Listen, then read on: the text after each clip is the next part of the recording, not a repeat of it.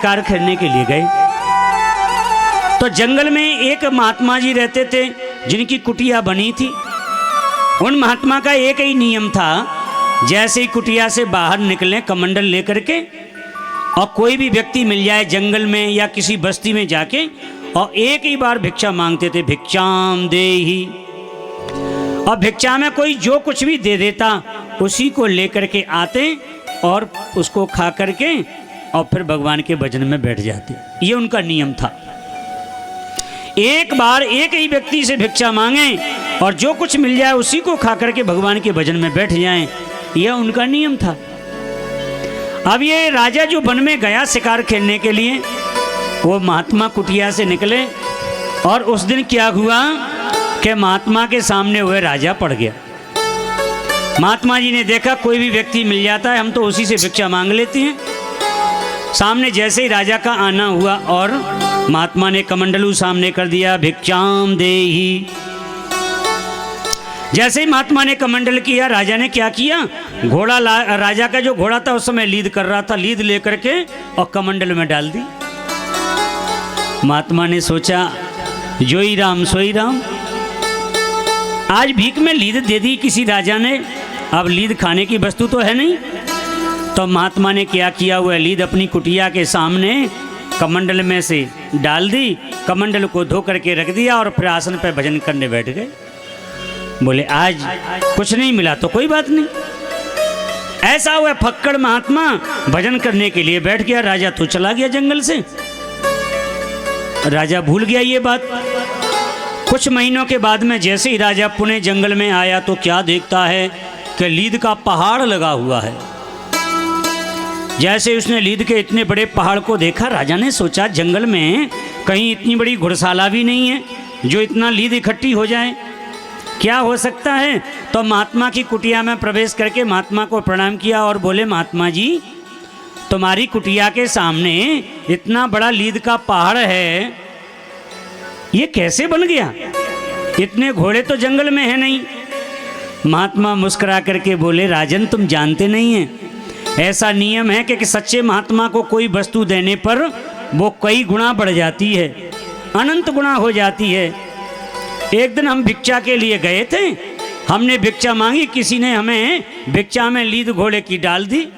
हमने तो कुटिया के सामने डाल दिया, लेकिन धीरे धीरे उसी दिन से बढ़ रही है, इतना बड़ा पहाड़ बन गई है।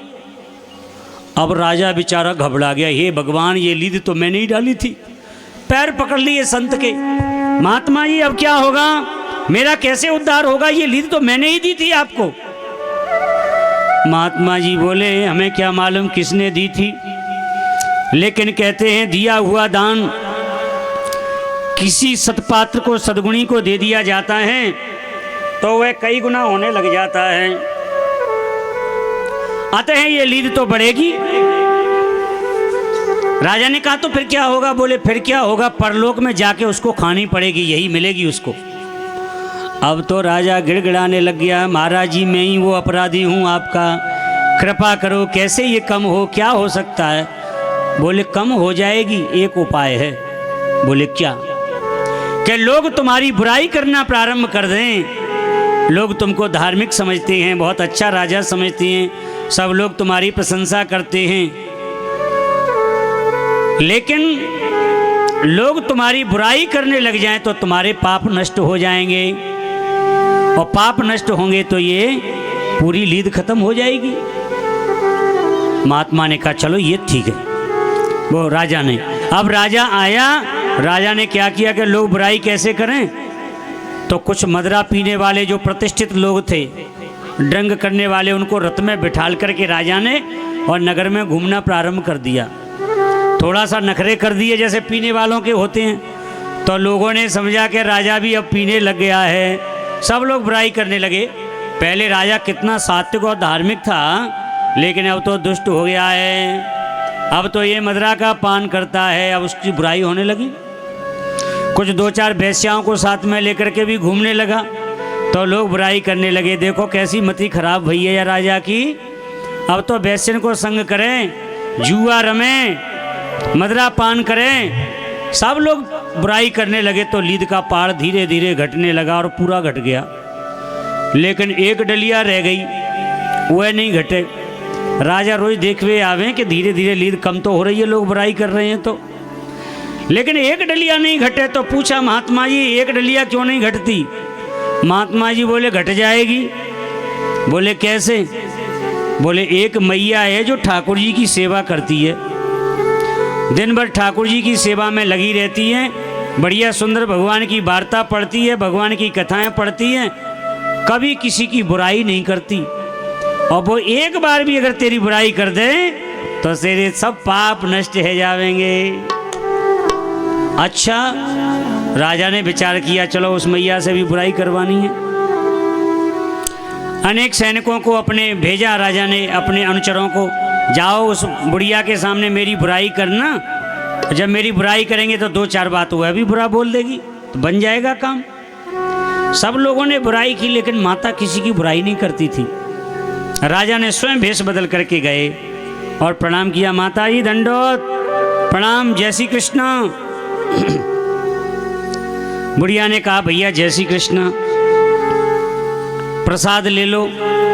राजा ने कहा नहीं मैया, प्रसाद तो हम पाके आए हैं, थोड़ा सा किनकाई दे दो कुछ, लेकिन मैया आपसे बात करने आए हैं। मैया ने कहा बोलो।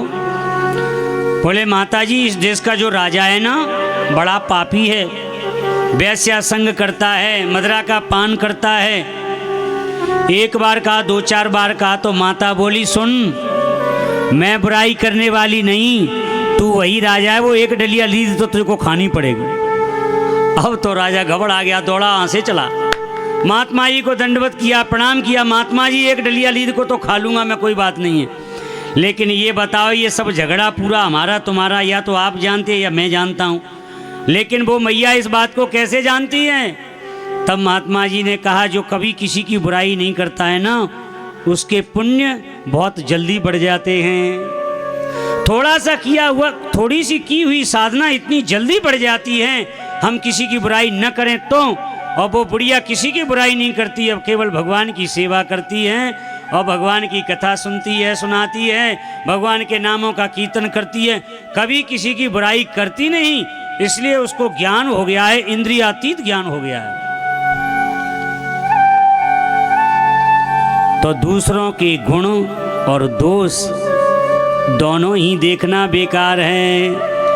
यहाँ वही बात कह रहे हैं, अन्यस्य दोष गुण चिंतन मासु मुक्त्वा। एक और हम खूब दान दक्षिणा कर रहे हैं, एक और खूब